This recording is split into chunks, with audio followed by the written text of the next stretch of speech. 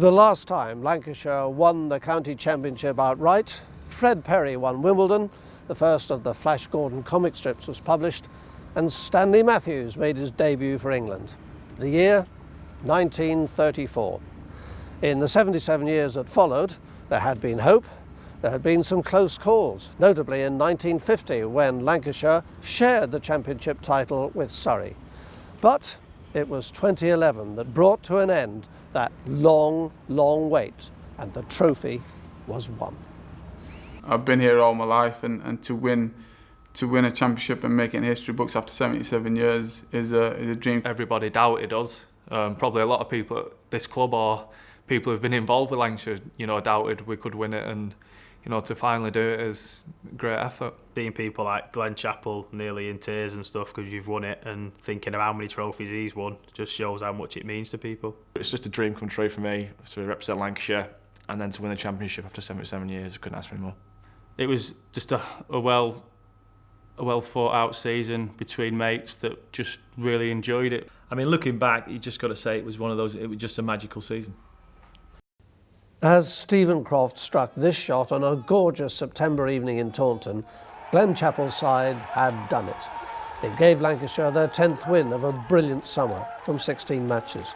And although they waited until the last day of the season, nobody could deny that this team of young and hitherto largely unknown stars were deserving champions.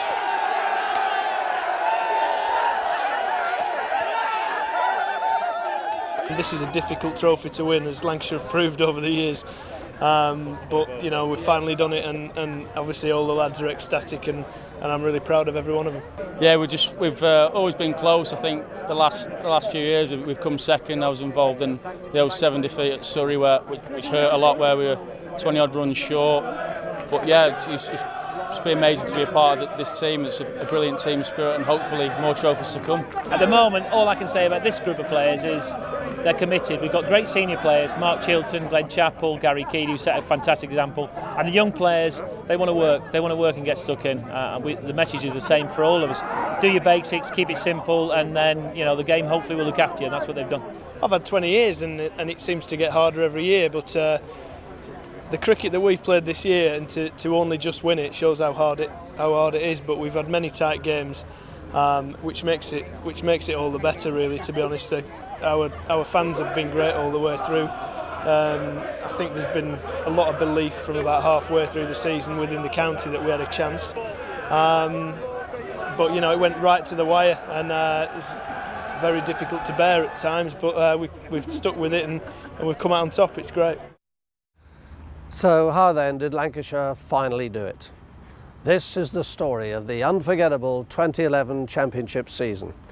It began with financial difficulties, which meant that there were few big-name players in the team and certainly no crowd-grabbing overseas players.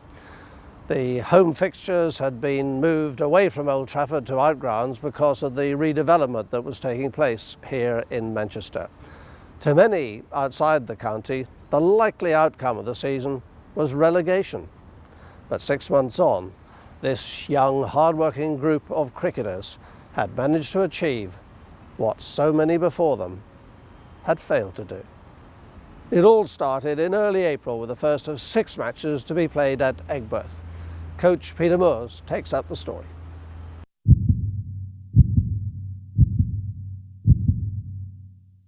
Well, the overriding thought at the start of any season is excitement. I think because of the expectation of playing another season, you've spent... Cricket's quite unique. I think we have quite a long off-season, 4 or 5 months to prepare. So we've had the lads together working very hard in the winter. We'd said, listen, we're not going to sign any players.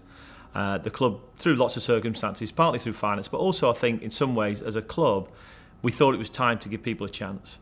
That created this huge excitement and drive and hunger within the winter programme because people know 2 or 3 slots are up for grabs. Some of the senior players, we knew they were going to start, but how the team was exactly going to shape, nobody really knew. So everybody worked extremely hard and wanted to get into that first team because once you've got possession, then obviously it's in your control.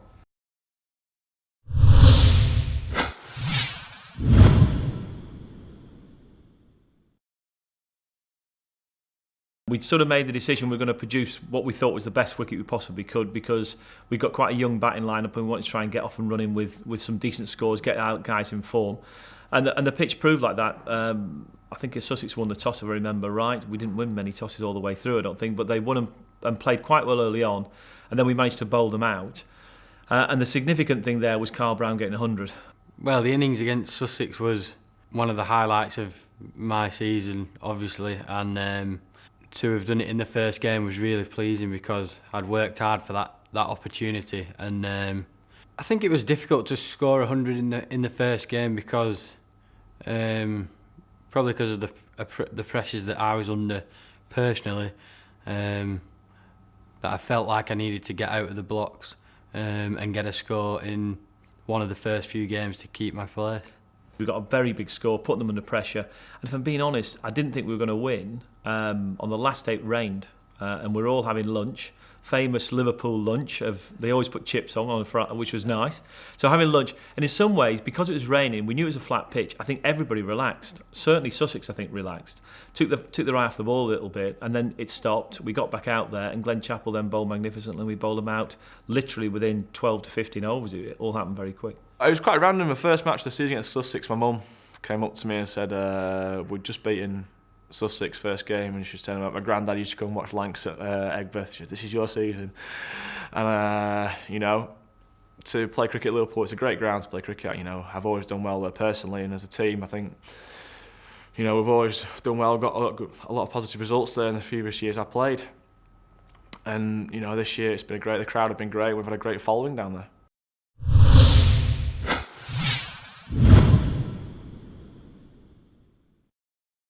Somerset have been a tough side for us actually over the last couple of years because they play good cricket. They're a very competitive side, and we knew we were going to play them on a pitch that was a very good cricket wicket. So if you got in, you could score quickly, but there's always a little bit in it for the bowler as well because it bounces.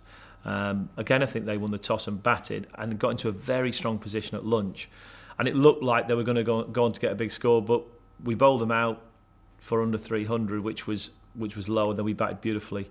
And once we got that big first innings lead, there's a great chance we were going to bowl them out again. And the way our bowlers were bowling with a mixture of pace and spin, we could put sides under pressure. The significant part of the game was Mendes played for Somerset, and obviously Farvies knows him very well, fellow Sri Lankan Test match player. But he'd sort of told us how he thought we should play him, and if we did, we'd be able to dominate him. And he gave the tactics talk to the players, and by doing that, he nearly had to do it himself. And so it came to the point when he faced Mendes, he absolutely smoked him. He played beautifully, and it got us put us in a great position really. But as a character through the season, he was outstanding. And the fact that he got this 100 and he got him at a good rate just meant that rather than us getting a sort of 60-70 lead, we got this significantly big lead, and it sets the sessions right and then puts Somerset under huge pressure.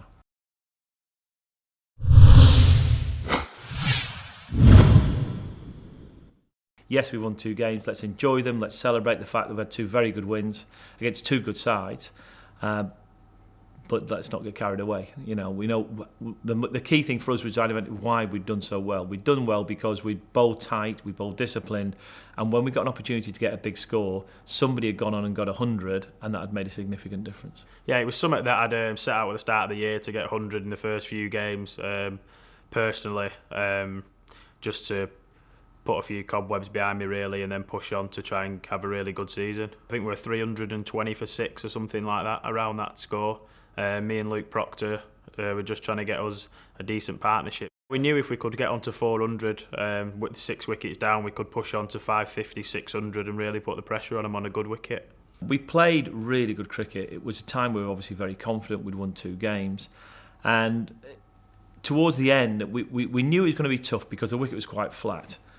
And they had 2 or 3 players in people like Ed Joyce that if you didn't get them early could go on and get a big score, which Ed did in the second innings. Unfortunately, we had Saj Mahmood got warned off because coming down the hill it's quite easy to go over length and bowl the slow ball over waist high, and another one, and that meant he couldn't bowl. And we got to a point by the end really where all the seamers had given their all, they'd thrown heart and soul into it. Gary Keady had already bowled 30 odd overs and it looked like it was going to go, and then Stephen Croft came in and got Ed Joyce out straight away, and we suddenly had this 9 down, I think 20 odd overs to go, there were 20 or 30 ahead. We had no pace really left to go at them, so we went with a spin. And to be fair to Monty Panesar, he along with, I think it's Arif, they played They played well, actually. It was obviously very frustrating when they were blocking us out near the end, and Arif was whacking them everywhere, to be honest. He played really well. We didn't know he could bat, and he showed us he could. So it was one of them situations where at the start of the game we'd have took trying to bowl them out in the last session to win the game, but at the end we was a bit disappointed. But 10 points at Hove isn't really a bad result, so we took it in the end. The value of the draw was sort of shown in the Championship, and we had to dust ourselves down and take it for what it was. Bit of a quiet dressing room probably for about 5 or 10 minutes, but I think the end of the day we've played 3 games at this point, and we'd won 2 and drawn 1. It was a high points draw for us as well, so we're still top of the league, which we was very happy with. Actually, they were not quite top, but already things were looking good, with Lancashire in 3rd place with 2 wins out of 3.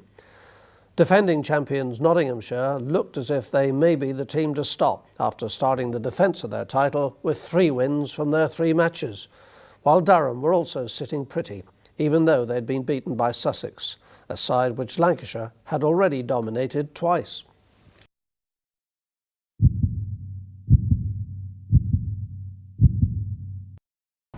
It was a wonderful start to the summer, but this was just the beginning. Wicket-keeper Gareth Cross now remembers the next match against Warwickshire at Edgbaston.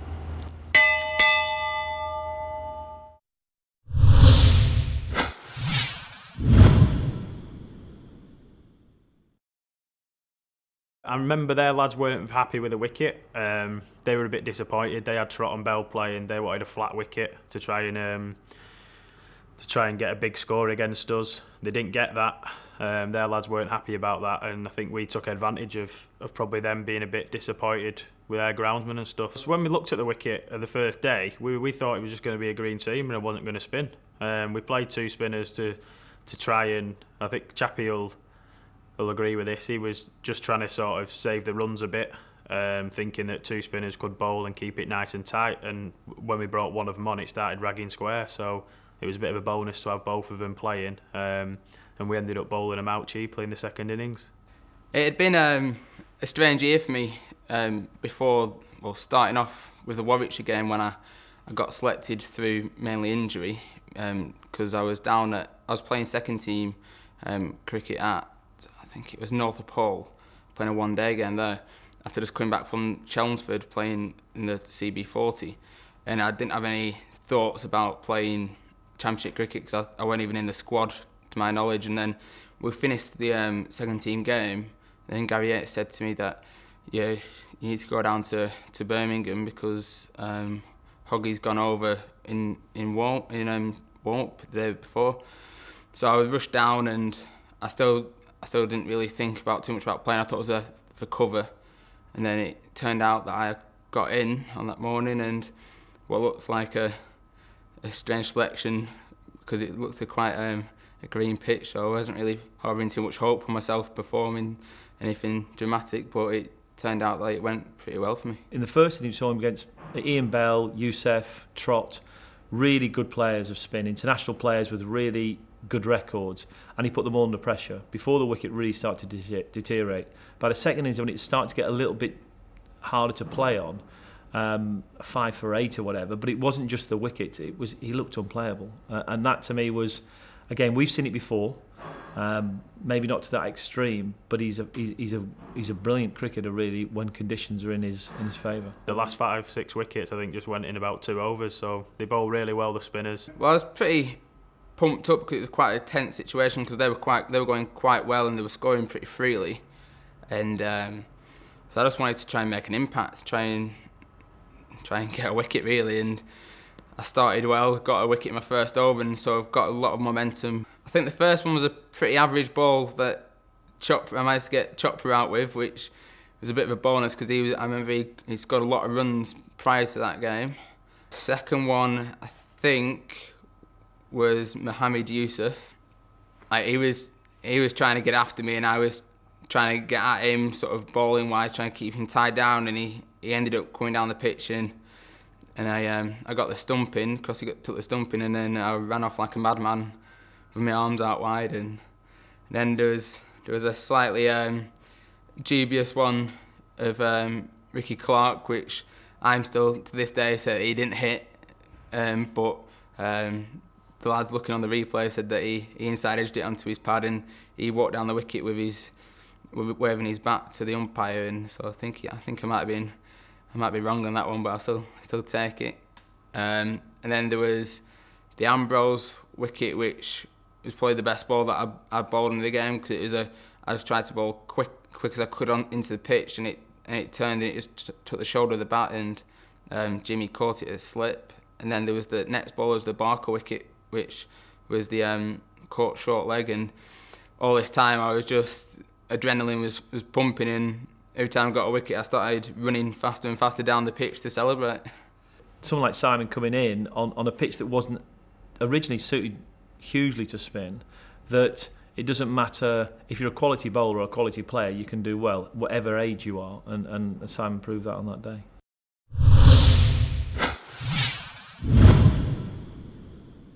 Well, in some ways you start thinking, well, things are going our way. You know, is it going to be our year? You'd be strange if you didn't think that. But you also know it's a long haul, and we've got young players. And one of the keys is, will those players be able to, one, hold on for the whole season, and two, will you avoid injuries? Because with a small staff, one of your big things, your big risks in many ways, are that if you lose 2 or 3 key players, you've not got the depth in the squad always to bring in the replacements. But because our squad was small, and because in many ways we'd lost some senior players, it was very competitive, because there was always 2 or 3 people competing for each spot.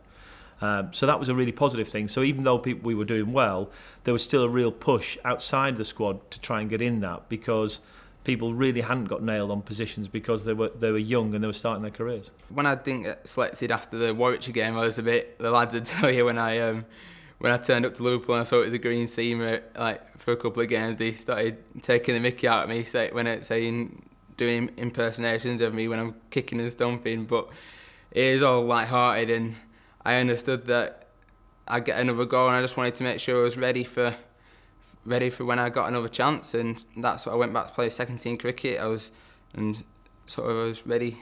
I was just wanting to make myself ready for when I played. It was interesting because Farviz Maharouf, he'd come in, and one of the games he really wanted to play in was the Roses game, because he'd heard about it. So it's always going to be very exciting against the Yorkshire team, who we know had a good season the season before, a game where touted as one of the younger sides that could start to push for the championship. So it was a big game, and each game you win or doing well, you start as a coach, you start thinking, well, I just hope we're not going to get complacent here or expect we've still got to do the simple things well. So you just want to get in the game. If I'm being honest, you want to get in the game, play well, and see if you can get to a position at some stage where you can win it. And so that was our thoughts really going into that game, knowing we'd have to play good cricket at the start to give ourselves a chance later on the 4-dayer. I think now as well, they've got a lot of young players, we've got a lot of young players, and we've all grown up playing against each other. So in the olden days, I think Chappie used to say they all used to go and have a drink together and stuff after the game and stuff, whereas nowadays that don't really happen. So probably a bit more spice in it these days, but it was all legal and in the spirit of the game, so it was good fun. We had Jimmy playing for us, that spiced it up a bit. Jimmy was bowling really well, not getting much luck. Thought he had a couple of wickets that weren't given off the umpire, and nothing serious happened. There was just a few words between the bowlers and batters and fielders, and it was all good fun. Before we went out, just at tea, we said, look, we've got an hour now to sort of bowl them out, really. We knew that the ball was spinning, but we didn't want to put too much pressure on Keys to do that. He'd been bowling really well without much luck, but we knew if we got one wicket, we was into the tail, so we had a really good chance of bowling them out. And then Hannon Dolby come in there, number 11, who's can't really bat, and he played and missed quite a few. And then luckily we brought Jimmy back on and he got the wicket. Yeah, the Roses game at Liverpool was a special moment as well in the season, where we got a win over Yorkshire, and yeah, it was at their final innings. Time was running out really, and they just scraped about 120 ahead with just over an hour to play, and then I was hovering around gully, Patterson edged one, and finally clung onto it at gully, where I've a pretty new position for me this year. But yeah, to hold that catch and then go out and bat and knock the runs off was a special moment. I thought it was an important time in the game, and just thankfully I held on to it, because I don't know if there's enough time left in the game. I saw it twice in the season actually, once there and once at Somerset, when we got a wicket, the last wicket, and everybody literally just ran off the field. The whole team ran off the field, came to the dressing room, and there was this huge buzz, of which we had 14 overs to score 125, I think it was. But the belief in the dressing room then we're going to do it was huge. And literally the two openers, Horton and Moore, straight out the door, running down the steps, everybody on the balcony, and it created this buzz, I think, that eventually was the thing that got us over the line. I think at that point, because we'd got the wicket, even though it was a lot of runs to get off a small amount of overs, we had momentum going into that to go on and win the game, and we always felt there wasn't one ball. I don't think of anyone in the dressing room that ever thought we wasn't going to get that total, and that's how it worked out. We had 10 wickets, 11 batters, so in 12 overs you're not really going to get bowled out in that really. So we knew we had quite a few big hitters, and we was all pretty unselfish and give our wickets away to try and get more runs for the team. I just remember there's a couple of overs left and we still needed about 25, I think it was. And I just remember Rufi he hit Rashid and side bottom for a couple of sixes. And as soon as Rashid come on, we sort of knew then that this was either it or was going to get beat, because Faviz plays spin really well. And I knew he was going to try and hit him out the park, and he did twice, and that won us the game. There's a photo, we put it up in the dressing room, and it's a great photo. I think he dived full length, so he's covered in mud. And he's it's not dissimilar, I suppose, to the one with Brownie and Crofty at the end of the season, with I think Faviz sort of half picking Brownie up and waving his bat. But it really it sort of cemented him in Lancs folklore a bit, I think, with the supporters. They loved the fact that he was totally committed. You know, he'd gone full length to try and get in to not get run out. He'd obviously played some great shots. But what he'd done was he showed it meant something to him to win the game. And he came off, and obviously when he got in the dressing room, he got mobbed. We always have good scraps with Yorkshire. And in many ways, I felt for them, because in that moment, you're obviously on a high, though you've got to feel sometimes for the opposition that, you know, we've all been on the other side of it as well. So it was a great, because it was so tight all the way through. I think he hit Rashid for 6, Faviz, I think, in the last over, which meant we got 10 or 12 of the last over, which often you wouldn't get. So, yeah, it was a great win.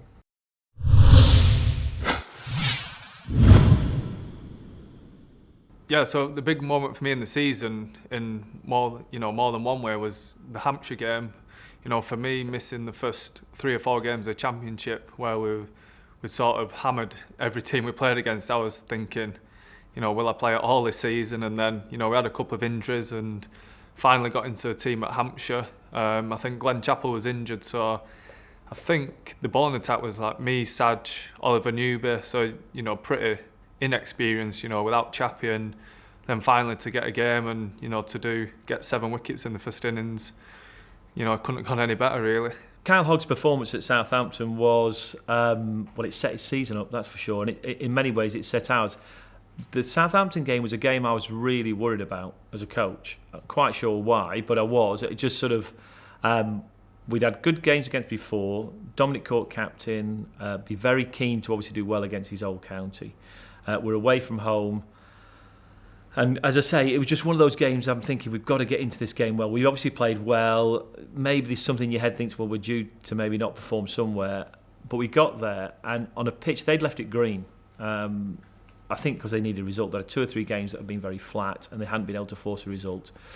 So we looked at it, not quite sure how it was going to play, but how Kyle bowled. Kyle was the standout bowler on both sides by such a distance. It was amazing in some ways. He bowled so well, because we'd lost Glenn Chappell, who wasn't playing the game. So that was significant. The other one was Carl Brown, who'd obviously started so well, gone along, and Carl scored the high score of the game. The first day we turned up and we knew Hampshire had a really bad start to the season, and we saw Corky laughing the first morning of the game because the wicket was just green as anything. So it was, you know, whoever won the toss was going to bowl first, and Hampshire won the toss, put us in. And I think what a lot of people forget about that game is we got 300 on the first day, and Carl Brown got a 90 on that wicket, which was probably worth, you know, 150 on any other wicket. It wasn't a usual Rose Bowl pitch, and it had been, I think, changed slightly towards a result pitch, and we knew that. And I think I just tried to adapt the way that I played and tried to work out how I was going to score runs on that wicket, and luckily for me it worked out. I think it's horrible to get out at any point in the 90s, but especially when Dominic Cork's got you out, I think it makes it even worse. He was chirping all day, and I had him in my ear all day, and I just didn't want to let him win, but eventually he ended up getting me out, and he let me know about it, that's for sure. The second day we bowled, and people always say that it was just one of those days where everyone nicks it or they seem to miss it and hit them on the pad, and that's pretty much what happened. There'll be a lot of days where you put the ball in the right area and you beat the bat and it's frustrating, and that was one of them days that they seemed to edge it, and the slips either caught it or Crossy caught it, and it was good to see people like Corky and Dimmy Mascarenas, the tail enders coming in against a new ball. It was just personally, it was just good to play in the first place, and then to actually play and then to get 7 wickets, it gives you loads of confidence, and then took it into second innings. They then followed on, and it was pretty much similar to the first innings. We put the ball in the right area, and they just seemed to either nick it or miss it again, and Saj Mahmood bowled as well as anybody at the other end, and he just didn't have the luck that game. He beat the bat so many times, and I seemed to just get the luck. I always used to look at the Australian team when they're doing very well. People used to come in. I remember Kasparovich coming in, who'd played very well. He'd come over here. He was a good bowler. Suddenly went and played for Australia and he was on fire. Stuart Clark was another one. And I always look at that as a benchmark, how good your team spirit is. Is it easy to come in? Is there something going on that team that helps you raise your performance, your play to your maximum? So that was a good sign, a good indicator, I think, for us, for me and Glenn and for the support team, that actually things were going well. There was a good mood in the camp. And also a real hunger. Kyle got a chance to play, and as I said, it was very competitive. Kyle had been pushing really hard, got an opportunity. Ollie Newby, who'd started well, got injured, and suddenly you get your chance. And I think lads knew that if you don't take your chance, there's a chance someone's going to come in and take it from you. So it creates that nice balance of, one, being in a good team spirit, and two, having to play well, otherwise somebody else is going to take your place. It was another remarkable month for the county, and these were the thoughts of some of the camp at the time. They weren't counting their chickens yet, with a big game against their nearest rivals, Durham, coming up next. Start of the season, many people thought we had a small squad and a squad that would struggle. And until the season gets underway, no one really knows. You just have to prepare really well, develop as much confidence and ambition and belief that you can, and get on with it. Does that drive you on when you pre-season, you see people tipping you for relegation and so on? Well, I think our lads are very driven anyway. We're mainly homegrown Lancashire players who really enjoy playing together. There's a good spirit. And we were just desperate to do well for each other. So obviously any team needs a good start, and you get more belief as you go along. And it's very early days for us. We've just had a great start to the season. We just take one match at a time. There's no magic formula to it. It's just a case of every guy just getting out there and getting stuck in with the bat. We know we bat long, so we can get runs down the order as well. Trying to hold the pressure when it comes from other teams, which invariably it does. And then trying to push on, and then with the ball, just lots of discipline with the ball. Try and put runs at a premium, and make it hard work for batters. And so far it's working well. I think although we're a small squad at Lancashire, every one of those 16, 17 players is capable of coming into the first team and really performing, and that's a real bonus for us. So yeah, we do like to work on a squad feature. We've put lots of different teams out this year, and each team has come up with the goods. So it's a good position to be in. You're passing personal record after record so far this season with your what you got now, more than 800 wickets, or 750 for Lancashire in the Championship, and more 7,500 runs, whatever it was the other day. Yeah, well, if you play for long enough, you're gonna start passing milestones, and they seem to come thick and fast when you get to my age. I've played in a lot of good teams, and we've played a lot of good cricket during my time at Lancashire without the final reward. So obviously this is right up there at the minute. It's a very exciting changing room to be in. Lots of local lads, which gives it a nice feel, and I think everyone's just enjoying and looking forward to the next game. So we go to Durham on Saturday and start on Sunday. Massive game against them, so we'll really look forward to that. By the end of May, Lancashire were looking comfortable at the top of the table with 5 wins from 6. Durham and the vastly improving Somerset were not far behind though, and there was still a lot of cricket to be played, including that crunch match with second place Durham.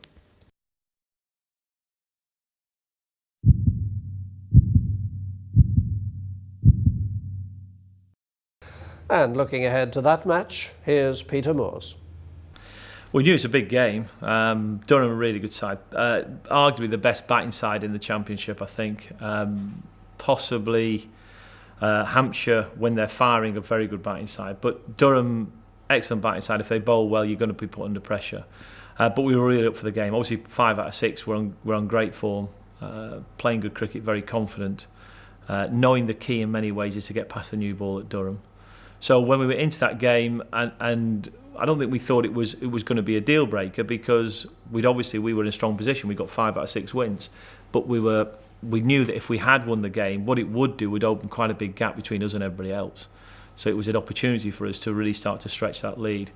If we didn't take it, it was going to squeeze everything up, and we're going to be back in the mix with everybody else.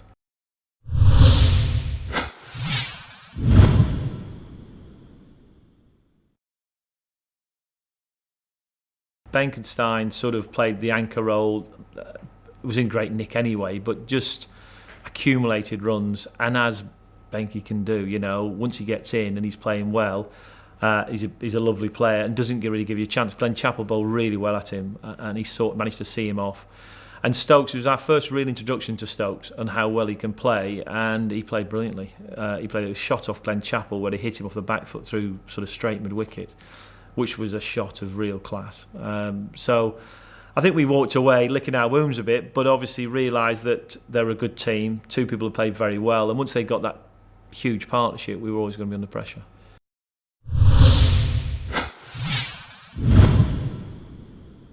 Obviously, we've had a first defeat of the season, so we're still in a pretty strong position, and we needed to get back on track again. So I think we've got a really good set of lads to do that. Put everything behind a defeat if we've sort of had a defeat, and get back on the winning sort of roll again. And it was a big game for us, and ended up being some good memories really. We won the game down there.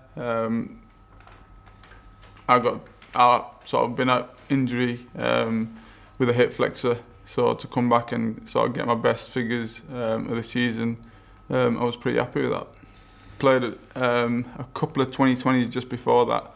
And bowling 2 over spells isn't the same as bowling like 8-9 over spells, so I was getting a little bit stiff, but every time I'd come off, I'd see Sam, the physio, and he'd sort of rub it out, and I'd be okay again. It swung about a little bit and just like sort of nibbled off the seam a little bit, so it was a good sort of comeback game for myself, and I really enjoyed it. They had a good lead, sort of 20 or 30 runs lead from the first inning, I think.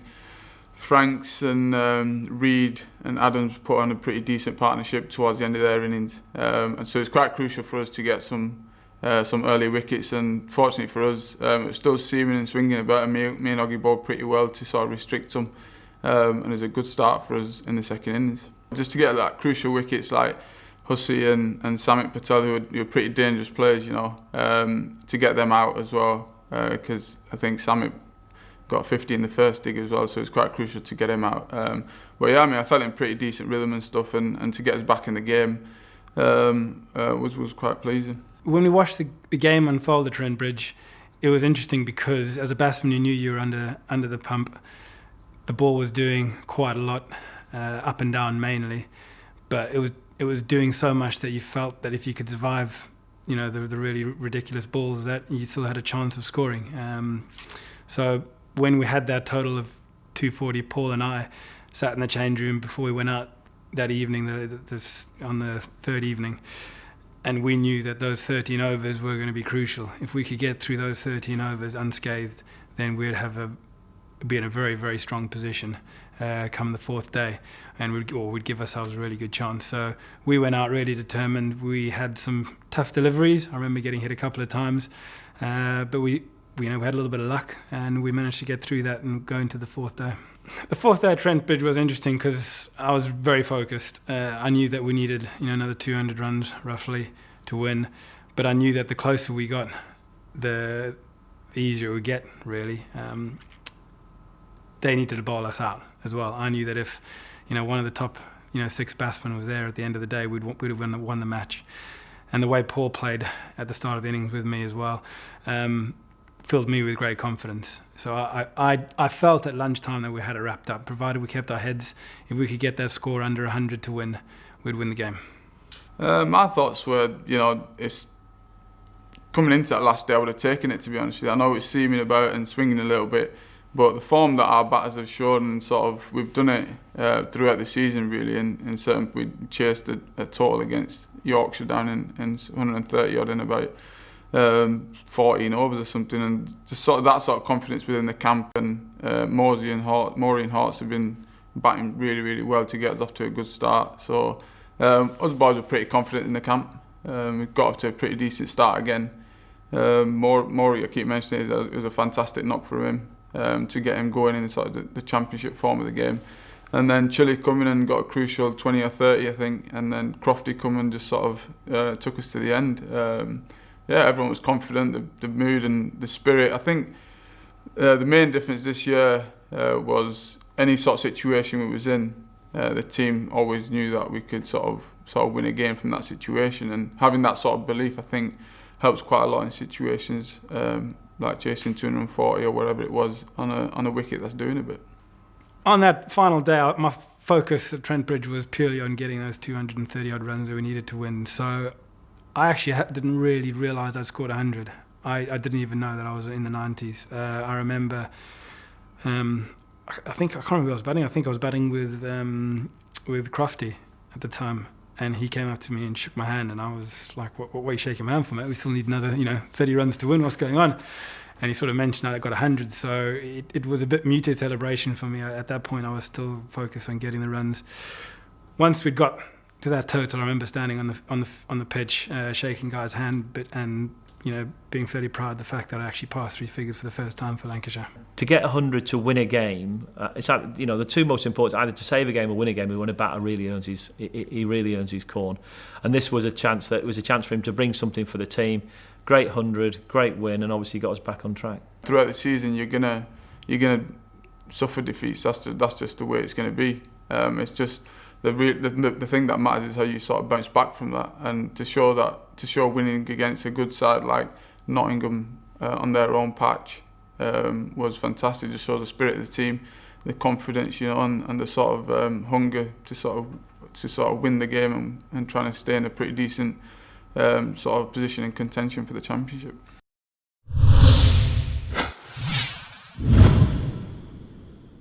In a game where we, if I've been honest, when you play Durham with our spin bowlers of Kerrigan and Keady, we'd have liked to be on a pitch that would have turned a little bit. The weather had been pretty iffy in the sort of week before. The grounds hadn't been able to get on it, so when we got there, the wicket had a real green tinge to it. And it was probably a little bit damp because they just couldn't get on the pitch. So the toss was going to be quite significant. Unfortunately for us, we lost it and Durham put us in.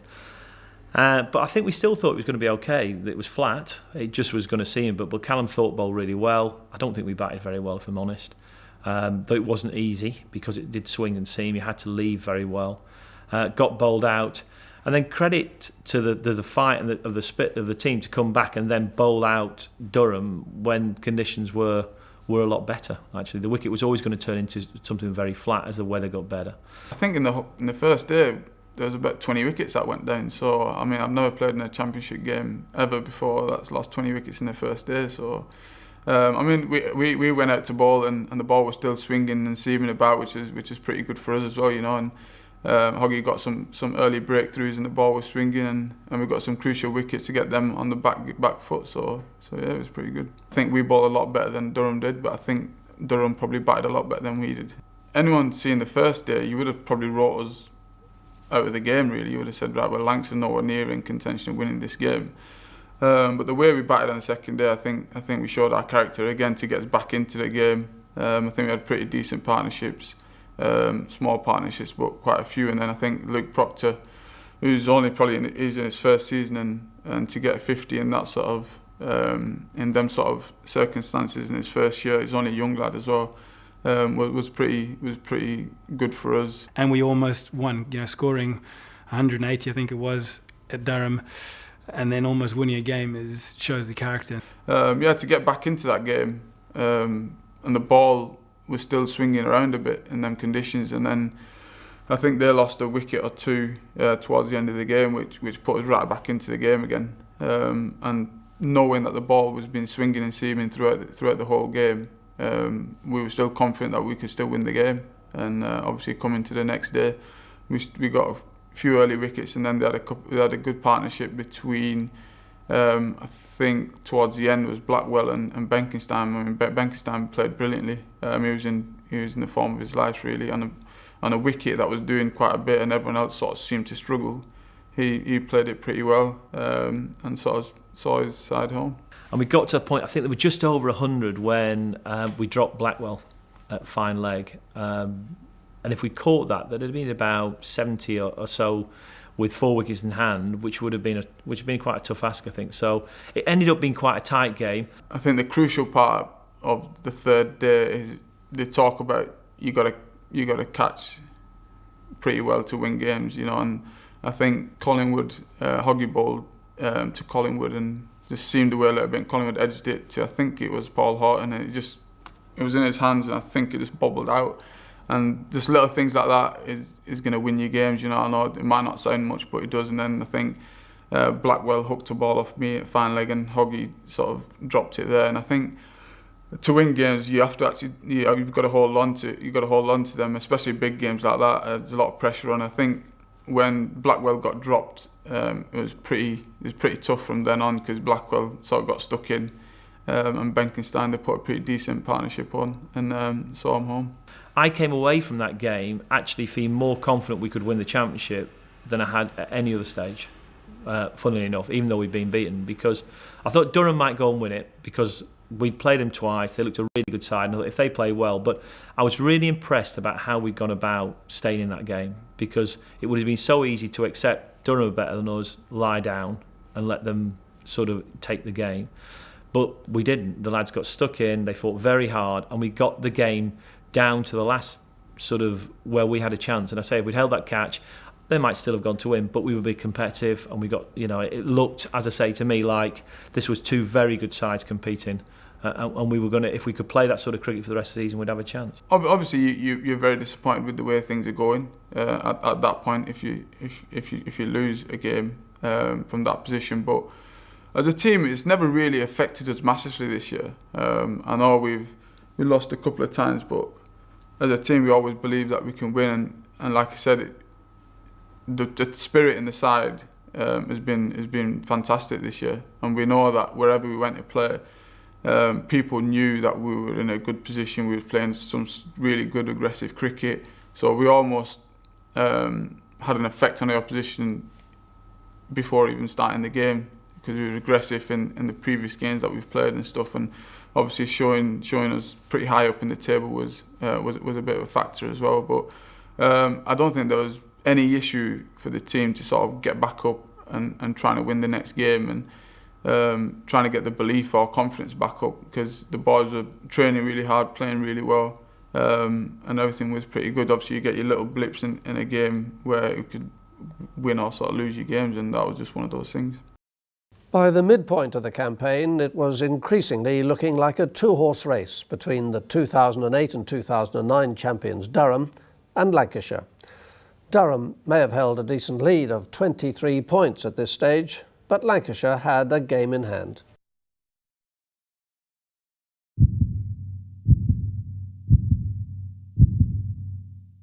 We were also going well in the Friends Life T20, qualifying yet again for the quarter-finals.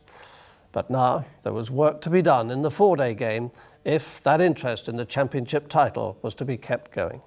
There was also the matter of another Roses match on the horizon, and after the thrills of the corresponding game at Liverpool, when Lancashire had won their first home Roses match since the year 2000, a trip to Headingley to take on the struggling Yorkshire was the perfect way to pick themselves up after those disappointing defeats against Durham.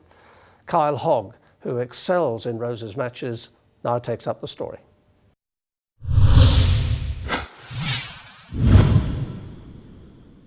You know, we'd lost 2 out of 3 to Durham. Both, I think at Durham they totally outplayed us, but it was quite close at Liverpool. But, you know, they played well and deserved to win. And then we went to Headingley knowing that, you know, we had to do something if we were to keep, you know, going up the table. We had to win, really. And I think there'd been a bit of spice in the first game at Liverpool, which I missed out on. So we knew it was going to be a tough game. And, you know, in the end, it went to pretty much I think we won by like 15 or 20 runs on the last day. Yorkshire versus Lancashire, huge game, Rosie's game. Both sides played some really good cricket and times that have been disappointed, but the game kept being thrown from one side to the other all the way through. Sometimes when they're 45 for 8, you think you're just going to roll them, so sometimes you maybe ease off the gas a bit or something, but I don't think we did that. I mean, I think like we spoke on it before, the ball just didn't do as much when it was older, so it was a little bit easier. And Sidebottom's played international cricket. I mean, he's no dummy with a bat, and Pyre obviously has got 100. You can't be a dummy if you're going to get 100 at first class cricket, you know. And even though he's come in at 10, it doesn't really. It's sort of irrelevant these days because you get some really good batters batting low down the order, you know. You're 2 balls away from bowling them out and potentially winning the game, because if you get bowled out for 70, 80, there's no way back really. So that's frustrating. The key is how you react to it. So when you come off, often when somebody's done that to you, the momentum is so much with the side who've got themselves out of jail that they then take that straight into their bowling, and that affects you. So the times what was good for us was when we'd lost the game, we'd thrown the game back their way, or Pyre had taken it their way, that we kept coming back with something else. We kept coming back into the game, and because mentally that's the biggest challenge, because there's this huge disappointment that we nearly won it, we nearly had it, then he's played well, we've got to do it all over again to try and open the door, to try and open the win. So that mentally was a big thing for us. As I say, the fact that people came up at the right times was, I think I put it down to fighting spirit and whatever, that people did, a mental toughness really with the lads, that they managed to deliver when it really counted. The way Pyre played first innings to get them back in it was matched by Hogg and Mahmood in our. When suddenly we were in there, we're thinking we've got a chance here.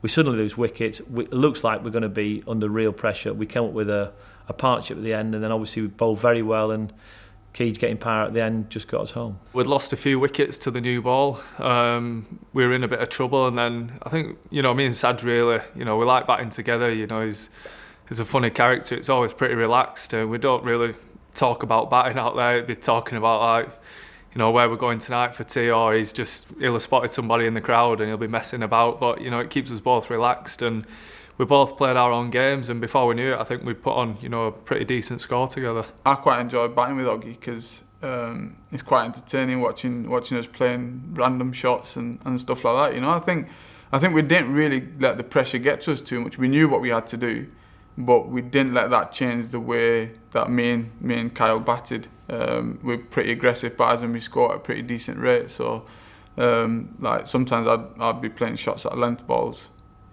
which I know I was confident at the time that I could hit for boundaries or get some runs off it. You know, there wasn't a point where I thought, well, we're in a bit of a bad position here. We need to just hold on a little bit and sort of trying to stick in a little bit, because if I try to stick in and try and change the way I play, I know that I won't be as effective. So yeah, I mean, me and Oggy quite enjoy each other in the middle, and it's good times. It was always going to be really close, and going to that last day, I wasn't sure, if I'm being honest, because what we knew with the pitch, once the ball got past about 30-40 overs old, it became much easier to play because it didn't do things quite so quickly. And people like Rashid Shahzad, they're aggressive players, they score at a good rate, and Pyre played so well first innings, so it was going to be tight. We're getting a lot of grief, to be honest, from the Headingley faithful. They were letting us know we weren't very nice people. I think we come out after lunch, and I honestly thought we'd just, you know, ball them out pretty much straight away, and then they got, you know, some good partnerships together, and, you know, we'd made a few bowling changes and it didn't seem to be working, and, you know, Keeds come back on again, and then all of a sudden, you know, Rich Pyre played so well in the first innings, didn't miss a ball, and then just played across a straight ball really, and missed it, and was LB, and we all just piled on top of Keeds. But I remember standing at mid-off, and they needed 30. Adil Rashid was batting, and he was on a 30, 40 or maybe 50. He was batting pretty well. He played spin pretty well as well. So Pyre had just come in and he was batting, and I'm pretty sure we were thinking, well, he's got 100 in first dig, so he's pretty confident. He's in pretty decent nick, so I wonder what's going to happen here. But, you know, we kept piling the pressure on, bowling some decent balls, and then Keeds wrapped him on the pads.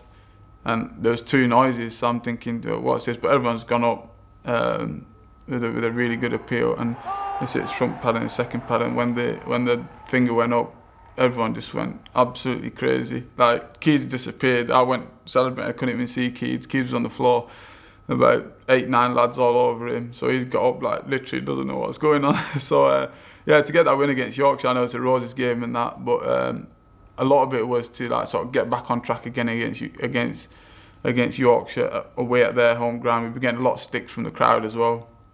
But to get back on track again onto the sort of championship side of things was a fantastic moment in the season. So I don't think I'll ever forget that, actually. Great scenes. If I felt for anybody at that time, that I did feel for Yorkshire that day, because it was a great game of cricket, and in that moment, a draw would have been fair on the game, because both sides had played some brilliant cricket. It was our time, our momentum, probably our season, but it just shows how fine the balance is sometimes.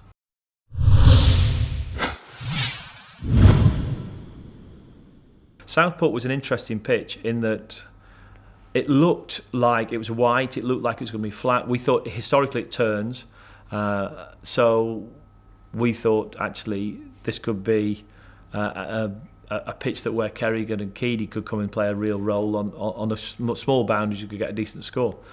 And in many ways, when we started to bowl, they won the toss and batted.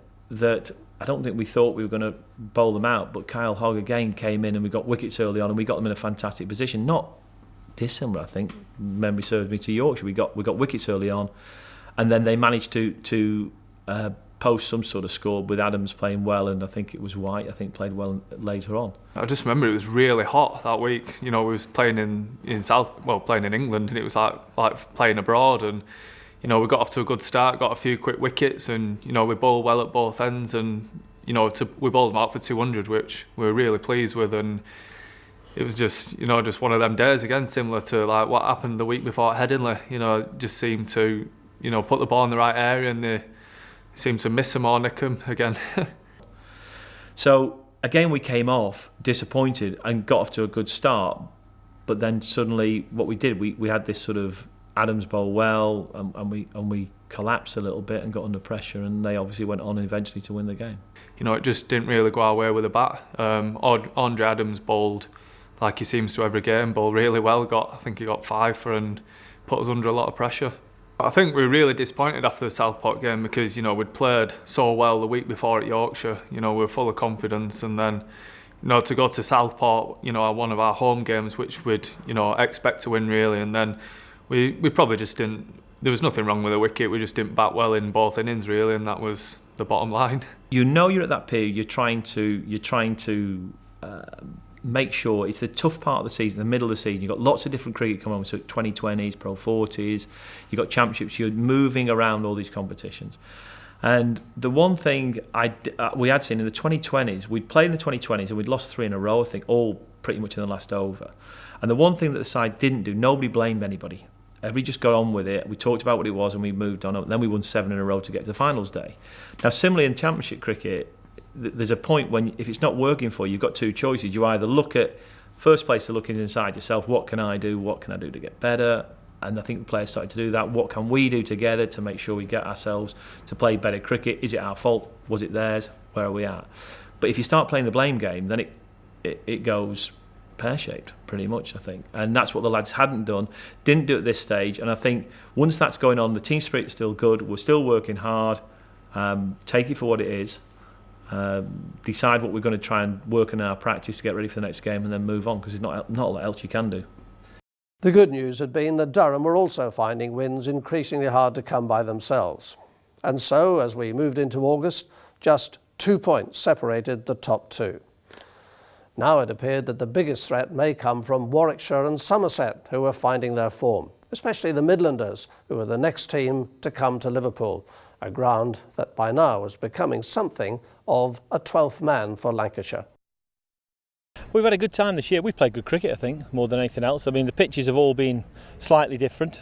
We've got one county strip that bounces a bit more than some of the others, but it swings here. We've got some good swing bowlers. I think people like Glenn Chappell, Saj Mahmood, Kyle Hogg, so they've done pretty well, and we've managed to get some runs. So it's produced good cricket. The fans have been great as well, so we've enjoyed coming. What's really helped, it produces results. There's not been a draw here for a number of years. No, it produces results. We obviously don't always play on as many different pitches here as normal. Normally we just play the county. We've got one strip we always play on. This year we had to play on several different ones. But as I say, it's swung always here. And the people are great. You know, they get stuck in. There's a good atmosphere, and we've enjoyed coming this year. I say it normally produces a result, like most club grounds do. So yeah, it's like playing festival cricket all season. Yeah, we're like the travelling Wilburys. I think we just move around, because when we're at home we're away, and when we're away we're obviously away. So, but it's been good fun actually. As I say, all credit to the club here. They laid it on brilliantly with the food and everything. They've made every effort for us to make it feel like home.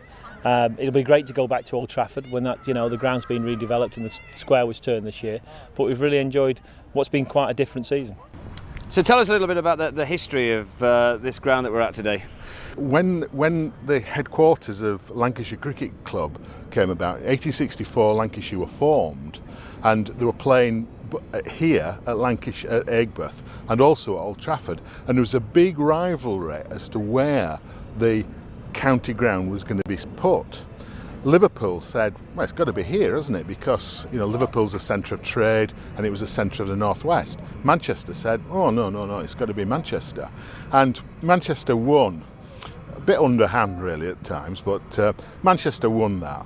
Anyway, but Liverpool never forgiven them, I don't think, because in the 1890s and 1890s, they played quite a number of matches here, as I say, and then at Old Trafford. And then over the years, it's been cut down to one match a year. And in fact, the last 10 years, they've only played about one game a year here. And so Liverpool, for the last 10 years, has been a real poor relation. But then something else has happened this year, because this year we've played at Liverpool and we've won all the matches, apart from Durham. Now, we never win all the matches at Old Trafford. If we win the championship this year, it will be irony of ironies, because we'll have won the championship, Lancashire County Cricket Club, away from Old Trafford. I don't know if we'll ever go back there. Yeah, there'd be an argument, wouldn't they? Yeah, I mean, what'll be interesting, we've got new pitches at Old Trafford, what they'll play like, relayed pitches, so hopefully there'll be a bit more in them than the Old Trafford pitches, which became hard work at times if they didn't have pace.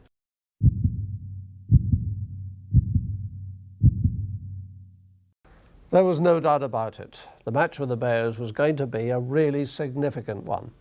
Let's rejoin Peter Moores.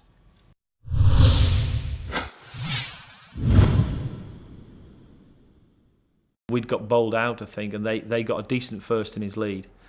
And then we came back and we managed to sort of force the pace a little bit, get the game to a conclusion where we could try and bowl them out, and then it could have gone either way. We got wickets. I think it was Stephen Croft came and got a couple of quick wickets.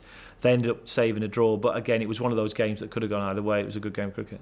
Well, memories at the second innings against Warwickshire was I was a little bit peeved off first innings. I got sawn off a little bit, I thought, and when I was batting an LB, so I wanted to make up for it. I felt in good touch, good nick, and when I went to the crease, we were in a bit of a sticky situation, and I went in with Carl Brown, and we just thoughts for then on in were just to build a partnership, 5 runs at a time, and each over at a time, and yeah, just to go up in 5s, and that's what we did in the end.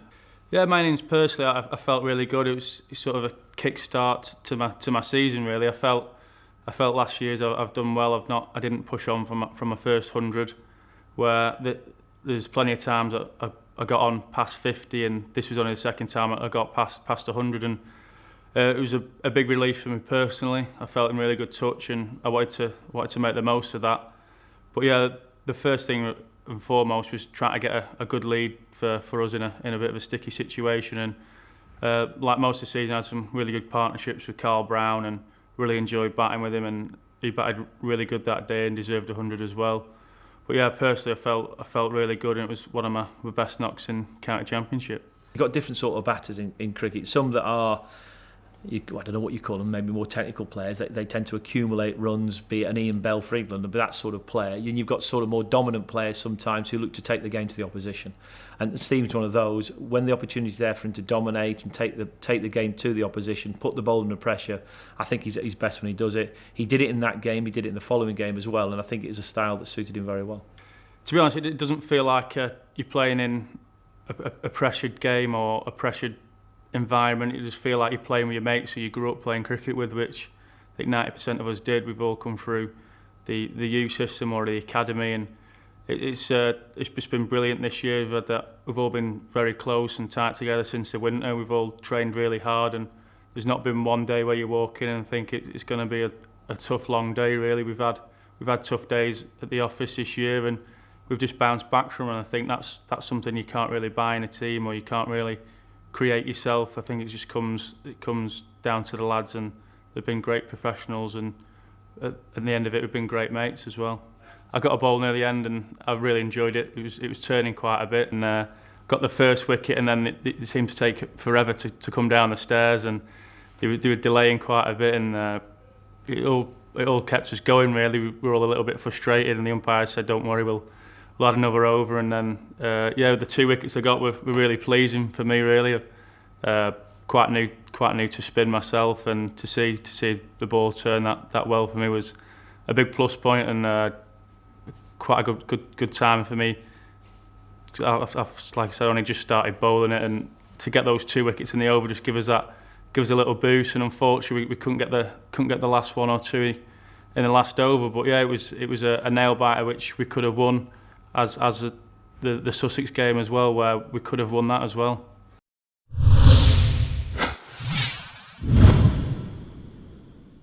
Yeah, playing Blackpool this year was very special for me, really.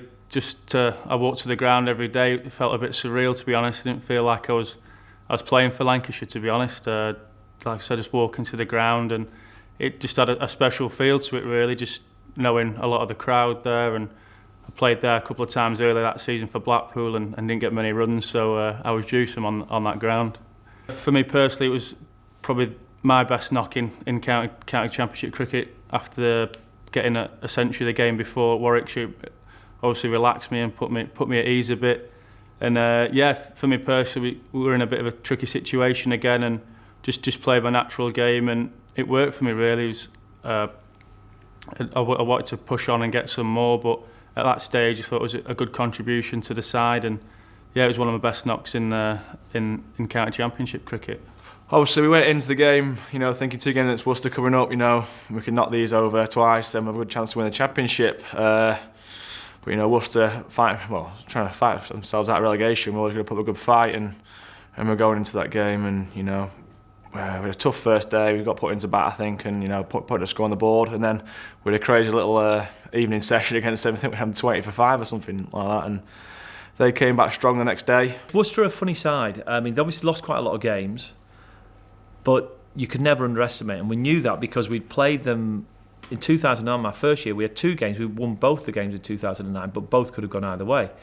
So we played the game, and Stephen's knock became quite a big factor in the game, actually, because eventually, again, part of our season, we get into dominant positions and we seem to somehow throw it back at the opposition. And I think in the second innings there, we lost 7 wickets in a session, which actually meant that Worcester had a chance to still win the game in the last innings. So Lanky played very well.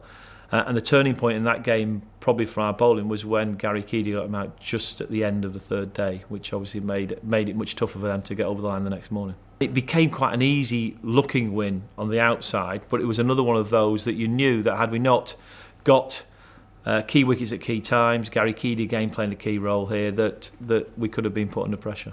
To be fair, I hadn't been bowling that well up until that point. I'd been a bit inconsistent, and I'm bowling the warm-up in the morning, and Chappie just came over and just, there's a few interesting words thrown in there, and Morsey himself in there, and but it just gave that little motivation I needed, and I went into that bowl for a good hour in the morning, just getting loose, and I took it straight into the game, and things just clicked, and in the space of about half an hour, we'd won the game. I think it was Chowdhury, the first wicket. It wasn't the best ball in the world. I think it got cut to point, and Morey took a little juggling catch. It was one of those ones you think, please catch it, and I think he spilt it into his chest and then just about grassed it off the floor. Next up was Scott. I think he just missed a straight ball, to be honest. He just ran back at him a little bit, and LB. At that point, they were thinking about getting the new ball, and I was like, Chappie, I'm not coming off. Next was Jones. Jones, to be fair, just dragged one on. Richardson, to finish it off, was quite happy, actually. A little bit of extra bounce, and Crofter took a good low diving catch at slip.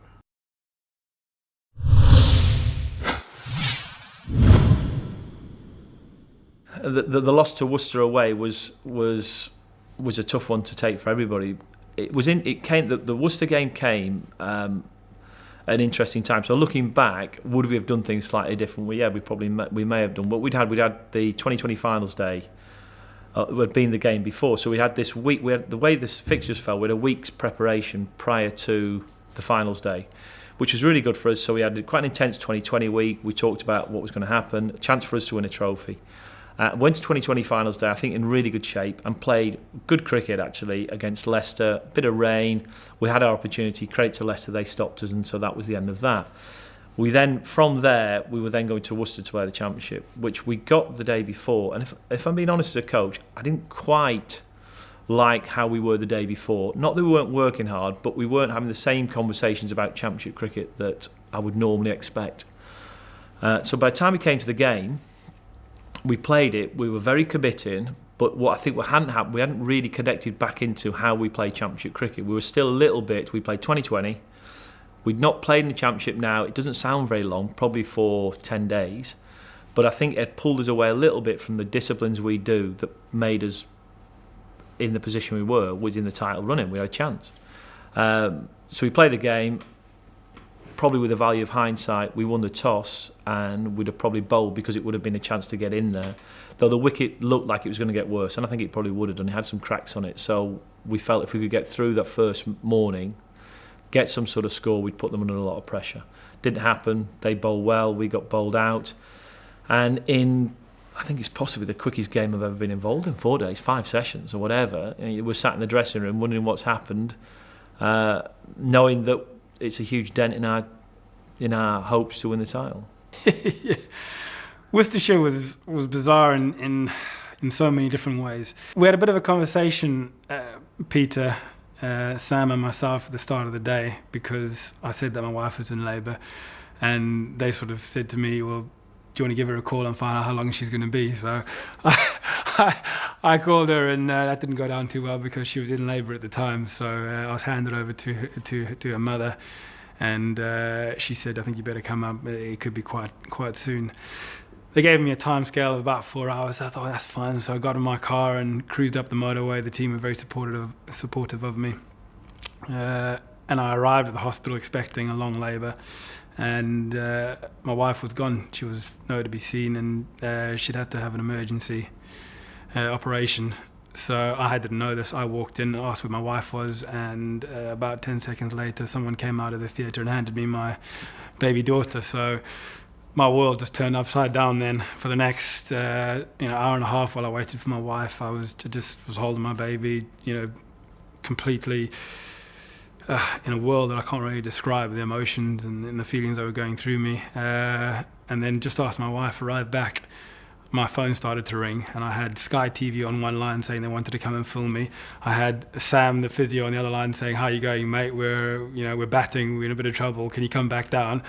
I'm sat there going, all right, I've got my wife, I've got my baby, I've got Sky, the whole world was turning upside down. So I said to my wife, look, my team are in a bit of trouble, do you mind if I pop back down the motorway? Everything looks fine here, Amelia's, fantastic. She said, okay, no problems, off you go. So I got in the car, I think we were 2 wickets down then.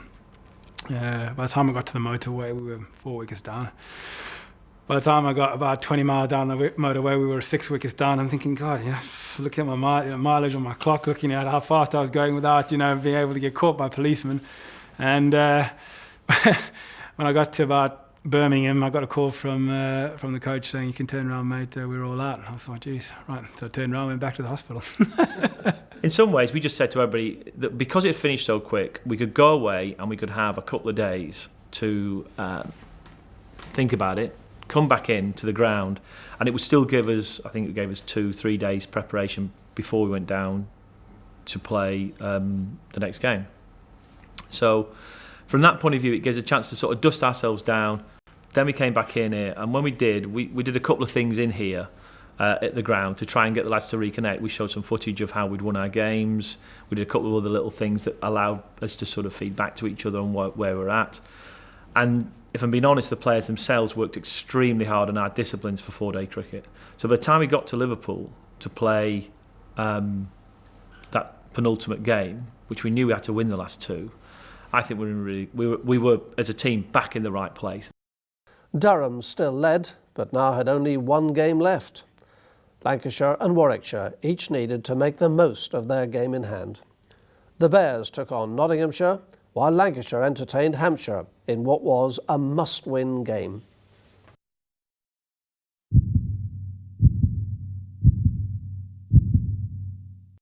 And so into the last two games, and the first of them turned out to be a real nail-biter. Another thriller in a season filled with them.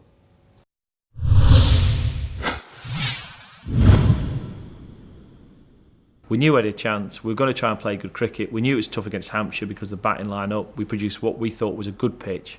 We were ready to play hard 4-day game. The only thing we really wanted was the weather that was going to hold for us, and we were going to get a chance to play and get a chance to get a result. In some respects, knowing that it's black and white, you know, if you don't win, the chances of winning the championship are gone. So we knew we had to go into those two games and force a result. At that time of year, to get the weather to win for 2 4-day games is obviously quite rare, I think, as well. So we did know that there was a chance that could get affected. It could have get affected. One might have done it if weather affected somewhere else. But yeah, we knew the equation. We'd had our chance to really stretch the lead at Worcester, hadn't taken it, and that's the thing you were trying to get out of your head. You know, you were trying to get that. Listen, have we blown it? And as I say, I think the way the lads trained the 2 or 3 days building up to the game at Liverpool against Hampshire, we did very well, and now we just wanted a chance to get into that game and try and put right what hadn't gone right at Worcester. On that innings, Paul Horton and Stephen went out on that night, and we had to set a tempo. So they saw the new ball off, and in credit to Paul Horton then upped the tempo first. So he upped the tempo and started to score quicker, and rightly so. Stephen then dovetailed with him, and we scored at a really good rate, and they both then accelerated towards the end of that day. I think our attitude changed quite a lot on that third day when we watched Hampshire playing, and we knew that they weren't trying to win the game. The way they batted, the way they were setting the game up, and that gave us a bit of incentive. And you know, Paul and I in the field were saying, if we can just get these guys out, we'll win this game. We just need to get them out, and then we can put them under pressure. To then go in that evening, and the way Paul played on that third evening was fantastic. I mean, I couldn't get the ball off the square. I mean, I couldn't time a thing, and he just kept hitting boundary after boundary, and you know, we just built huge momentum that evening, which set us, you know, up fantastically for that last day. I remember I was sat in the change room on the evening of the third day with Peter, and he said to, I think we were talking with Glenn, we were talking about, you know, what was going to happen on that fourth day, how we were going to possibly get a victory. And I think Peter sort of in jest sort of said, oh, well, you know, Maury could always go on and score 160 and we could bowl them out.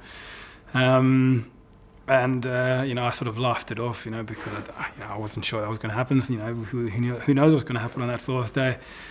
I wasn't thinking of getting a big score. I was thinking of us trying to get some momentum into our innings to try and give us as much time as we possibly could to bowl them out, really. Stephen played brilliantly. He really did. He played beautifully. And it gave us a chance to actually pull out with enough runs to put them under real pressure so we could have attacking fields all the way through, and also be in a position where we had enough time to actually bowl them out, or we felt we had enough time. It was always going to be tight, and it was where we were in the side. You could tell it was going on because we were literally running between the wickets all the way through, and you know, credit to everybody, the catchers, but also, I mean, that second inning was all about Simon Kerrigan. And that set us up like in a great position to have two and a little bit sessions at Hampshire, and we felt that because it was a spinning pitch and like we've got two opening bowlers as well in Huggy and Chappie, who can easily just nick a couple of wickets. We felt like we were in a chance, in with a shout, as long as the rain stayed away, which it did, and it went for us. I couldn't quite believe what I was seeing when I was stood there in the field. The game was was going along, but not really accelerating. We knew that at Liverpool, history had shown that at some point the game accelerates, and we'd managed to build some momentum into our batting. But with the ball, we were just struggling to get, you know, that acceleration that we needed of wickets, you know, sort of falling in clumps. Well, I was bowling, like me and Keeds were bowling really well, like from the ends we were at, and another day it could have been Keys getting the wickets, but I I just felt like I was bowling into a massive gale, and I was all game I'd fancied just a little goal from the other end, and it came about that nothing much was happening, so we swapped ends, and I remember Chappie chucking me the ball before I started that end. He went, right, you've got your end, no pressure now. One of Glenn's great strengths as a captain for me is that he's got a great trust in his players. So, you know, all our bowlers set their own field and make their own decisions. Glenn will support that, and if he feels something's got to be done, he'll do something about it. But, you know, because he respects and trusts the players, keeps things pretty simple, they love him for it, and quite rightly so. And this was another incident, I think, where Simon might have had a word. Glenn will tell you exactly that he might fancy a go. Glenn's got to decide whether that's the right thing to do. Switched it round, and I say the rest really was history, but it was a massive part of the game. Luckily, I got an LBW first ball from that other end, and that sort of set things in motion. And then there was Irvine just after tea as well, who was playing a crucial wicket because he can bat. I remember probably one of the best balls I bowled on the day was one to Mascarenas, who came forward to one that just bounced and spun in. And I think it was Hawks who took the catch, and Briggs' wicket as well. It was a good, decent enough ball, and he took the edge of the bat, and it just all kept happening for me. It was just one of them days where it just happened for me, because at the other end, Keys was getting it past Mackenzie's bat more or less every other ball, and Keys just couldn't get the edge, and I was just fortunate that I was getting the edge of the bat. The speed at which his arm was coming over, and the pace at which the ball was coming down and fizzing off the pitch, it just suddenly felt right. You know, you could see the batsman really under pressure. You just felt like something was going to happen, and when it did, it was going to happen quick. And the way he bowled was fantastic. He just put the ball consistently in a fantastic area. I mean, I would hate to have faced that. Really would have hated to have faced that. And then, I mean, I've never seen scenes like it. I think there were 10 catches around the bat at one point. I was stood there, trying to, are there anybody else? We're going to start roping people in from the boundary, sat there in the deck chairs and put them in to try and catch these balls. So when we had them 9 down, I thought we had the game won. I relaxed. And then as the clock kept ticking, I thought, God, they're going to see this out. I mean, Tomo can't hold a bat, and he's somehow, keeping out, two world-class spinners who are bowling as well as I've ever seen spinners bowl. And he looked like he was playing it, as if he was a seasoned, Indian professional. Mackenzie and Tomlinson put a great partnership together. I think when Tomlinson first came out, he must have dropped 3 or 4 balls to shut all the fielders around the bat, and we're thinking this isn't going to last that long. Tomlinson started playing it really well, and I think in the end he ended up facing 60, 70 balls. And it came down to it that the last 5-10 minutes that we thought we need this wicket, and everyone's getting really anxious. It was actually a good laugh, to be honest. You got all your mates round you, 9 people. You're trying to get a wicket. So I've never seen a field like that apart from under 11s, and no, it was brilliant. Hampshire, to be fair, tried the best. Kegsy just bowled like a genius, so it was hard on that wicket. It was spinning. And we'd obviously prepared the wicket to do that in the later stage of the game, which worked to our benefit. We were getting desperate. We were running between the overs, trying to get as many as we could. And things were definitely getting to the point where how are we going to lose this or not win it even? But we knew as well, if we didn't win that game, then pretty much the championship was gone after the week before at Worcester.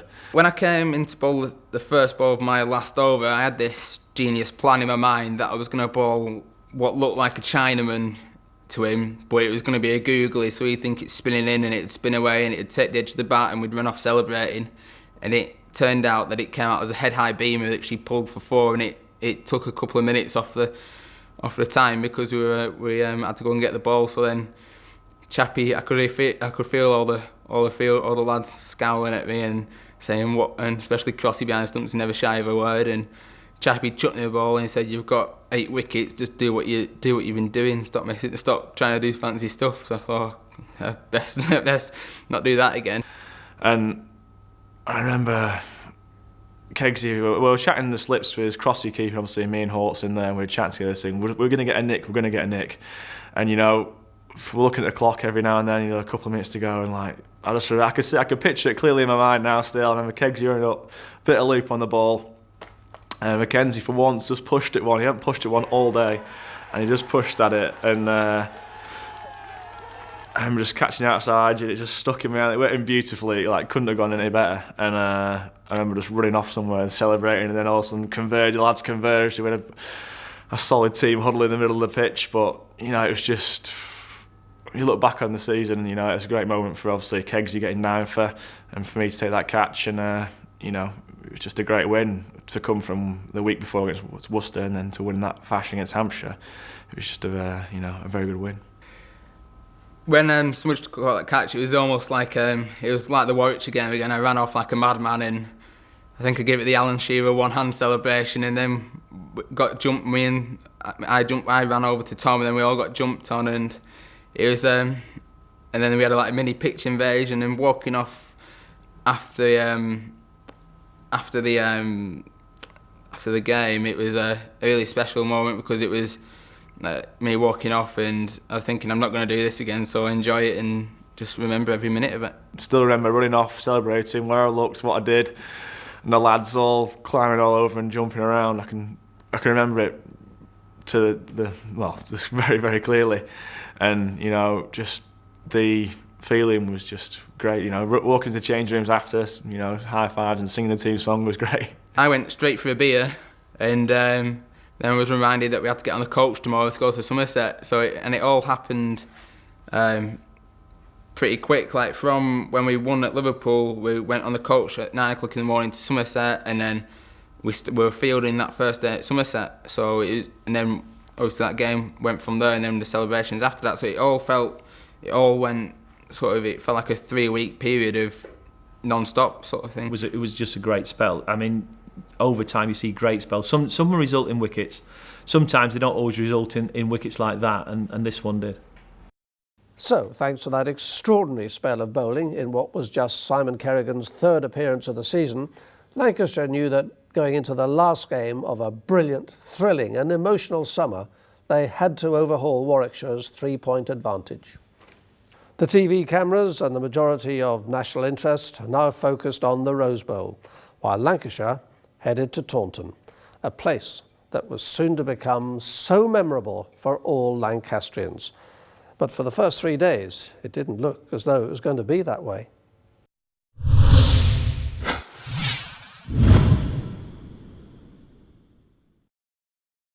To be honest, when we saw the wicket, we knew it was going to be hard work. So in the back of our minds, we're thinking that Hampshire were going to have to do us a favour against Warwickshire, but we said we can just control our own game. They weren't really playing for anything. Somerset were just playing really to not let us win the league. So we knew if we put him under pressure, we could cause an upset down there. Somerset was interesting because I felt on the first day they had the chance to bury us. They were in a fantastically strong position.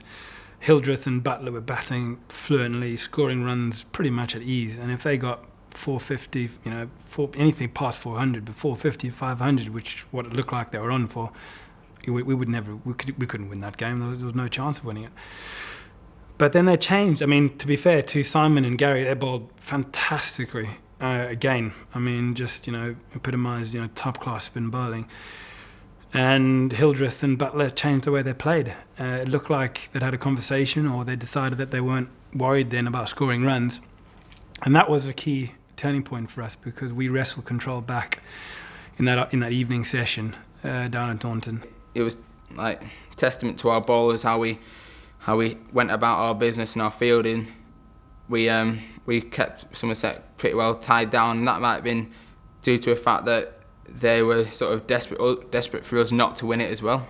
380 on a tough wicket, you think that's difficult as an opening batsman. But when we went into bat, Paul and I felt 380 was subpar. We felt that they'd let us back into the game. We felt that we had some kind of impetus we could take. 380 on face value seems like a lot of runs, but at Taunton, on a flat track, on a quick outfield, it's not a lot. We knew we could make those runs up if we needed to. The key was to get a base. Once again, that's what Paul and I have to do when we go out and bat for Lancashire. We have to go out there and give the team something to work with. Some days we'll go on and get big runs ourselves. Some days we just have to get through tough periods. That's the job of an opening batsman.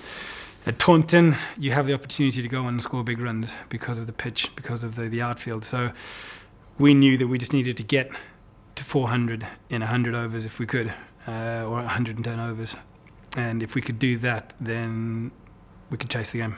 We knew those bonus points could mean the difference, especially if results went slightly differently. Draws became a factor, and the way we went out and batted again with confidence was the way we sort of said we were going to play all season. And watching the guys bat, especially down the order, Glenn, Carl Hogg once again, who chipped in all season with great innings here and there. It was incredibly tense, and then Simon came in and played a little cameo innings at the end. All those things highlighted. I think no one scored 100, everyone scored double figures. That was us putting our mark down as a team, showing that if we're going to win this like we have all season, we're going to do it as a team. And that probably epitomised that. We knew what our target was, and everybody in that change room was focused and ready to do whatever they could to get us there.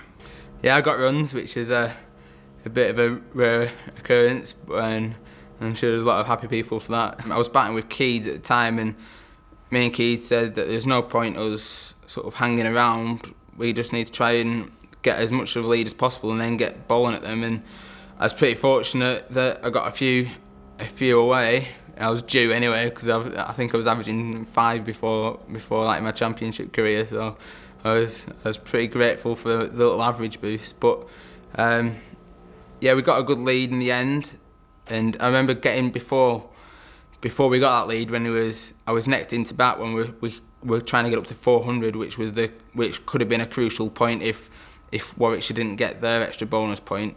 And I was next in, and I was pacing about the change rooms. I was grateful for Huggy and Chappie getting us to the 400 mark. The first day didn't go right, the second day did. Third day, fourth day was the best.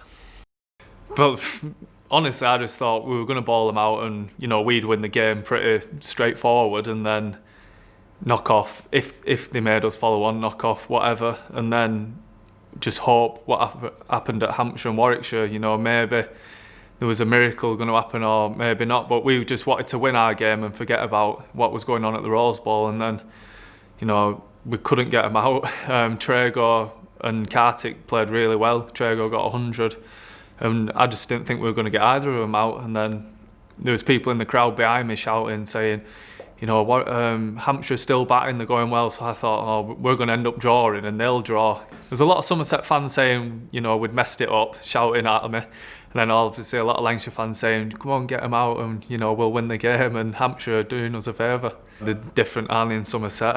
They're a bit different to northern people, so I couldn't really understand them. But, a lot of the Lancashire fans, they were definitely behind us. But the main thing for us was to get those last few wickets, and as we know with a wicket at Taunton, when 2 batters get in, it's very hard to get them out. I was watching that with Gary Yates, Mike Watkinson. We were up in the box behind the arm, and we're all sort of sitting. I think the chairman might have even been in there as well, because the dressing room's square on, so the lads weren't in, so we'd gone to get a better view.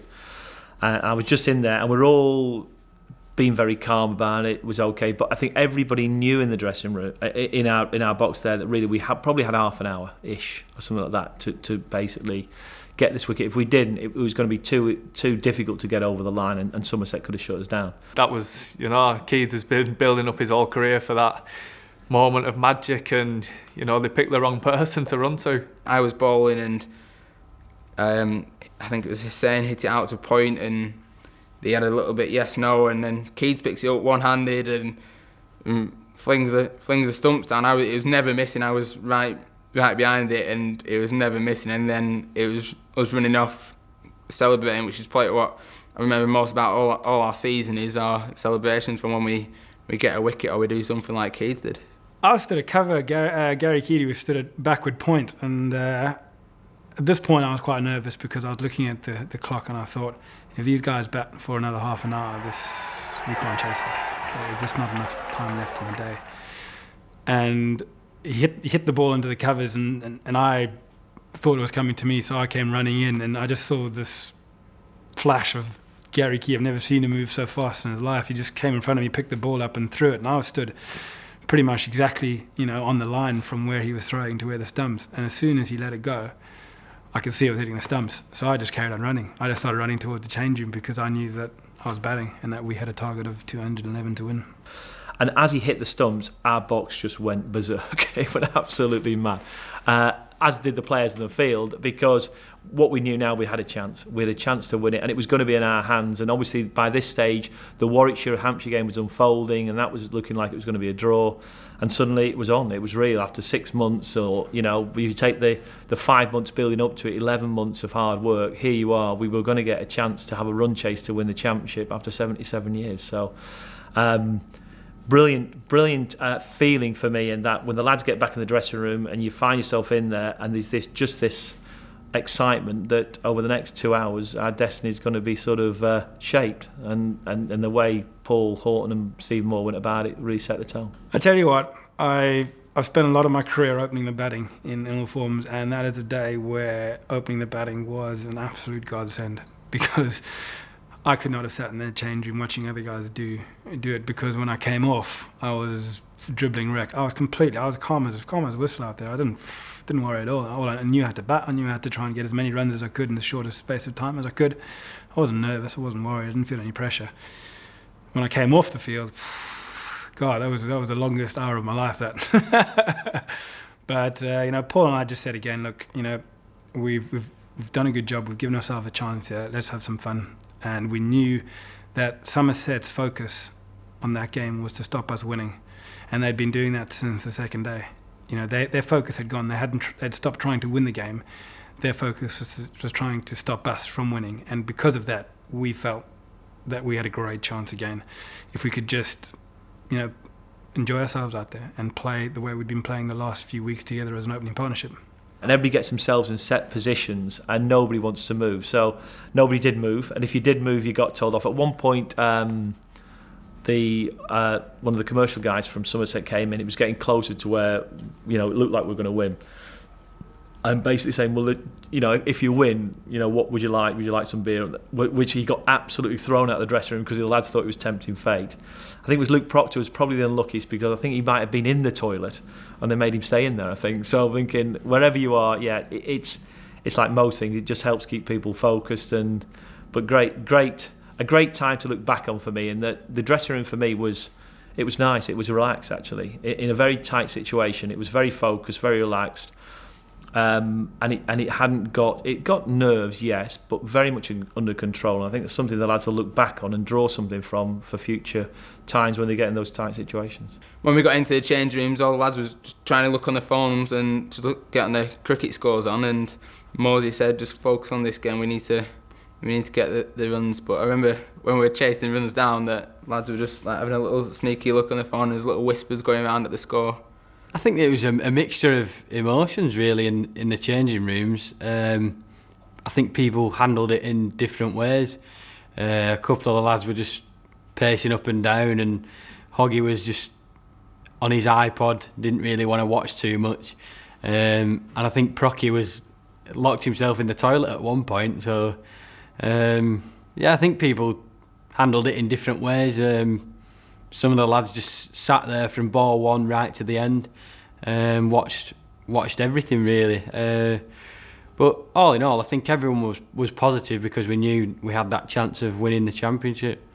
I think I was the one who like thought, "Where's Procky? What happens if he has to bat?" And the lad, I think it was Saj, said, "Oh, he's on the toilet. What's he doing there?" And he's not allowed to move because we've not lost a wicket, and Murray and Hawks were going so well. So Procky was stuck on the toilet, and Hoggy said, "I can't watch it." So he went into the change rooms and got his iPod on and listened to songs. And he said, "I don't want to know what's happening. I just want to relax." And Keeds was playing Angry Birds on his phone, and he wouldn't look up. And I was sat with my head out into the sun, and I didn't have a cap on. I was told that I weren't allowed to move, and so I was getting a bit burnt. And the lads were chucking us. I think there was loads of waters at the side of us, and I think we must have gone through 10 waters each all that time. Well, I didn't see a ball, to be honest. I was just laid down where I was changing and put my iPod in and just, listen to some music. And I was just thinking, 2 hours, it'll all be over. We've won or lost it. And, thankfully, every now and then you'd hear some of the lads clapping in the change room, which meant, we'd not lost a wicket. And then Brownie went in, I think, after probably about an hour. So obviously, we'd lost the first wicket. But the way Maury and Hart set the game up, you know, it was, looking back, everything just worked out perfect. I had a figure in my head. I knew what I needed to do in order to get us over the line. But it was vital that we got ahead of the rate. Chasing a game when it comes down to the wire and you're needing 10, 12 and over, it's very tough. You don't chase those. So I wanted to get it down to run the ball. When I got out, I just paced around the change room for about 15 minutes, still in my pads. I don't even think I took my helmet off. I'm not quite sure what happened, but I couldn't watch. I just didn't want to hear a death rattle or a cheer from the Somerset crowd or anything. So I think after about 15 minutes, I calmed down enough that I could actually get my pads off and take my helmet off and sit there. And then I was actually pretty calm because I looked at the scoreboard, Paul and I sat there, and I remember Paul turning around to myself and to one or two of the other guys sat there and saying that we've scored 130 runs or something in 17 overs. The current equation at that point was something like 70 or 13 or thereabouts. So we needed to score half the amount of runs we'd scored in the previous 13 in our second. And he just said, I think he said something along the lines, if we don't win this, I'm going to punch someone. But at that point, I looked at it and I thought, I knew our team. I knew the depth that we had in our team. I knew that we'd faced pressure situations before. And at that point, I felt we were going to win it.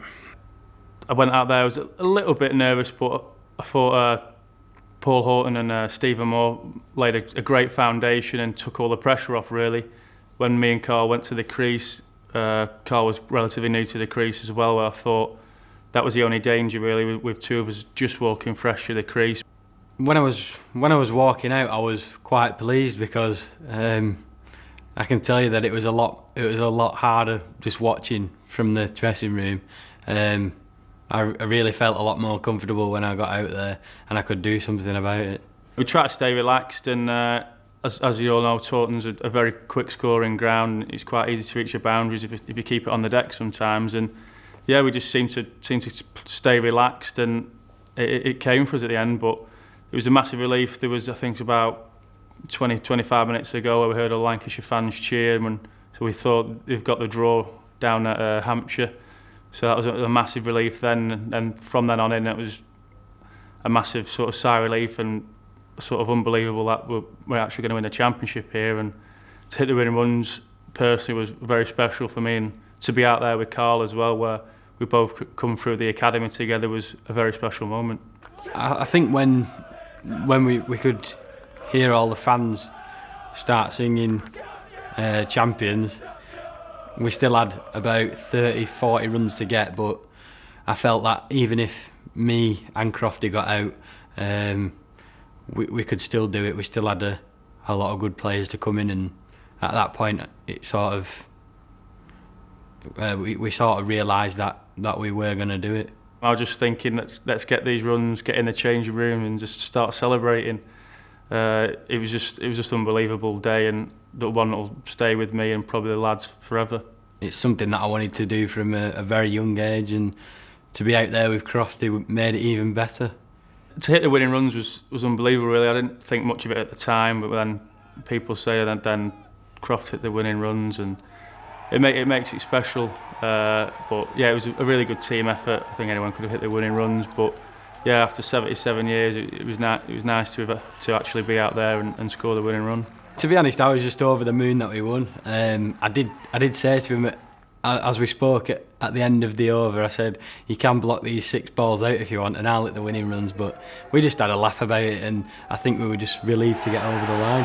I was lying down and I wanted to get up when I said to, I think, Sadjo, saying, tell me when we need 10 to win, I can watch us get 10 runs. And he was like, no, stay down, make sure we win first. And then I think we needed 2 or 3, and then we just ran to the bottom, just waiting for us, to get the runs. Then Crofty hit a 4, and we just charged on the pitch, really.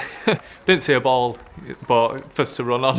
There was a bit of confusion at first because I think the over before there was a run that we got, which then was given a dead ball. So then the scoreboard didn't update. So on the pictures from the TV, you can see we're all stood there and it looks like we're a bit in shock that we've won. But then it's actually we didn't think we thought we needed one more run to win. But then once everyone calmed down and actually realised what was happening, we weren't calm after that. We were jumping up and down, and then it was great. It's great feeling running onto the pitch and like celebrating with the lads and all the fans that came on. It felt like there was 20,000 there with us, but looking back on it, it was probably 500-600. But it's great. It's a great feeling. Can't really describe in words, but it was just unbelievable just to be out there with mates, and just that afternoon in Taunton, that night sort of was probably stay with me forever. It will do, and I think it was just a bunch of people, even all the staff. We've all been a really tight group this year, and it was just unbelievable just all the hard work and all the effort got in from everyone in the squad, everyone in the backroom staff and all the coaching staff. It was just brilliant, and you just can't really explain how much of a relief. It was just unbelievable. In the changing rooms, the celebrations were brilliant after the game. It was just, no one could believe it really. It only just sunk in probably 2 weeks after, but in the changing rooms afterwards, it was just unbelievable. There was champagne, beer and vodka flying everywhere, and just everyone happy, just hugging each other and just playing some songs, and it was a brilliant night. And then we got together as a team later at night, which was good, and just a really relieved, relaxed feeling that we've gone out there and done it. Lancashire had done it. 1934 and indeed 1950 were distant memories. It was now all about the team of 2011. They had showed skill, patience, character and an extraordinary team ethic to take the title by 11 points. Few will ever get fed up taking a look at this table. 10 wins were more than anyone else, and the 246 points they accrued would have been enough to win many a title. So that was that. 2011 will forever be remembered by the cricket lovers of Lancashire. It was a season that had just about everything. Soon we shall see what the summer of 2012 holds. But this year was without doubt the most incredible, magical season. Goodbye.